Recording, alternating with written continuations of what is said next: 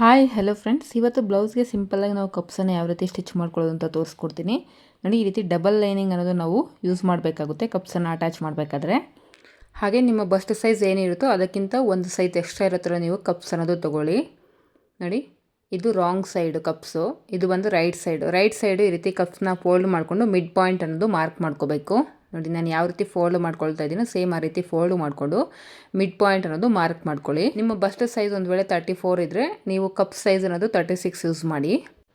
ನಾನು ಮಾರ್ಕ್ ಮಾಡ್ತಾ ಇರೋದು ಬಂದು ರೈಟ್ ಸೈಡು, ಕಪ್ಸ್ಗೆ ರೈಟ್ ಸೈಡಲ್ಲಿ ನಾನು ಈ ರೀತಿ ಫೋಲ್ಡ್ ಮಾಡಿಕೊಂಡು ಮಿಡ್ ಪಾಯಿಂಟ್ ಅನ್ನೋದು ಮಾರ್ಕ್ ಮಾಡ್ಕೊಳ್ತಾ ಇದ್ದೀನಿ. ನಾವು ಕಪ್ಸನ್ನು ಅಟ್ಯಾಚ್ ಮಾಡಬೇಕಾದ್ರೆ ಯಾವಾಗಲೂ ಅಷ್ಟೇ ಲೈನಿಂಗ್ಗೆ ನಾವು ಕಪ್ಸನ್ನು ಅಟ್ಯಾಚ್ ಮಾಡಬೇಕು. ನೋಡಿ, ಮೇಲ್ಗಡೆ ಇರೋ ಮೈನ್ ಫ್ಯಾಬ್ರಿಕ್ನ ಸೈಡ್ಗೆ ಜರುಗಿಸ್ಕೊಂಡು ಕೆಳಗಡೆ ಇರೋಂಥ ಲೈನಿಂಗನ್ನು ಈ ರೀತಿ ಫೋಲ್ಡ್ ಮಾಡಿಕೊಂಡು ಲೈನಿಂಗಲ್ಲಿ ನಾನು ಆಲ್ರೆಡಿ ಬಸ್ಟ್ ಪಾಯಿಂಟ್ ಅನ್ನೋದು ಮಾರ್ಕ್ ಮಾಡ್ಕೊಂಡಿದ್ದೀನಿ. ನೋಡಿ, ಆ ಬಸ್ಟ್ ಪಾಯಿಂಟು ಮತ್ತು ನಾವೇನು ಕಪ್ಪಲ್ಲಿ ಮಿಡ್ ಪಾಯಿಂಟ್ ಅನ್ನೋದು ಮಾರ್ಕ್ ಮಾಡ್ಕೊಂಡಿದ್ದೀರೋ ಆ ಮಿಡ್ ಪಾಯಿಂಟು ಎರಡೂ ಮ್ಯಾಚ್ ಆಗೋ ಥರ ಒಂದ್ರ ಮೇಲೆ ಒಂದು ಈ ರೀತಿ ಪ್ಲೇಸ್ ಮಾಡಿಕೊಂಡು ಸ್ಟಿಚ್ ಅನ್ನೋದು ಹಾಕ್ಕೋಬೇಕು. ಕಫ್ ರೈಟ್ ಸೈಡ್ ಅನ್ನೋದು ಈ ರೀತಿ ಪ್ರೆಸ್ ಮಾಡಿಕೊಂಡು, ನೋಡಿ, ರಾಂಗ್ ಸೈಡ್ ಅನ್ನೋದು ಕೆಳಗಡೆ ಲೈನಿಂಗ್ ಸೈಡ್ಗೆ ಇಟ್ಕೊಂಡಿದ್ದೀನಿ. ರೈಟ್ ಸೈಡ್ ಅನ್ನೋದು ಮೇಲ್ಗಡೆ, ಕಪ್ಪು ರೈಟ್ ಸೈಡ್ ಅನ್ನೋದು ಮೇಲ್ಗಡೆ ಇಟ್ಕೊಂಡು ನಾವೇನು ಮಿಡ್ ಪಾಯಿಂಟು ಮತ್ತು ಬಸ್ಟ್ ಪಾಯಿಂಟು ಮಾರ್ಕ್ ಮಾಡ್ಕೊಂಡಿರ್ತೀವಿ ಅವೆರಡು ಒಂದಕ್ಕೊಂದು ಮ್ಯಾಚ್ ಆಗೋ ಥರ ಪ್ಲೇಸ್ ಮಾಡಿಕೊಂಡು ನೀವು ಈ ರೀತಿ ರಫ್ ಸ್ಟಿಚ್ ಅನ್ನೋದು ಹಾಕ್ಕೋಬೇಕಾಗುತ್ತೆ.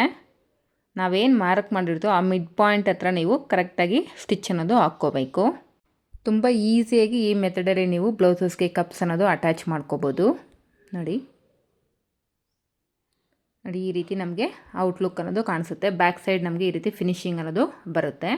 ಸೇಮ್ ಇದೇ ರೀತಿಯೇ ಇನ್ನೊಂದು ಸೈಡ್ ಕೂಡ ನಾವು ಕಪ್ ಅನ್ನೋದು ಅಟ್ಯಾಚ್ ಮಾಡ್ಕೋಬೇಕಾಗುತ್ತೆ. ನೋಡಿ, ಕಪ್ ರೈಟ್ ಸೈಡು ಕಪ್ಸನ್ನು ಈ ರೀತಿ ಪ್ರೆಸ್ ಮಾಡ್ಕೊಳ್ಳಿ.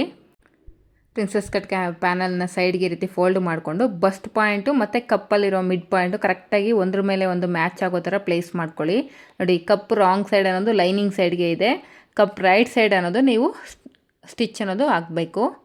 ಕರೆಕ್ಟಾಗಿ ಬಸ್ಟ್ ಪಾಯಿಂಟು ಮತ್ತು ಕಪ್ ಮಿಡ್ ಪಾಯಿಂಟ್ ಮ್ಯಾಚ್ ಆಗೋ ಥರ ಪ್ಲೇಸ್ ಮಾಡಿಕೊಂಡು ನೀವು ರಫ್ ಸ್ಟಿಚ್ ಅನ್ನೋದು ಹಾಕ್ಕೋಬೇಕಾಗುತ್ತೆ.